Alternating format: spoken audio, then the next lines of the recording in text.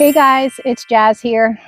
Just wanted to give you a really quick update on how the plants are looking since I made my first video.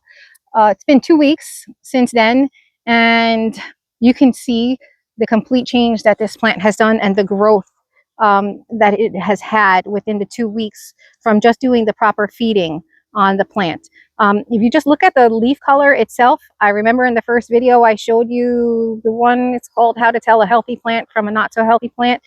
The leaf color was very, very yellow. And you can just see how beautiful, lush, and green it is now.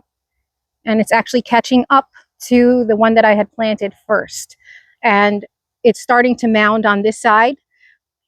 And I'm very happy with the results of the way I have been feeding my petunias. I feed them twice a week, once on Saturday and once on Wednesday.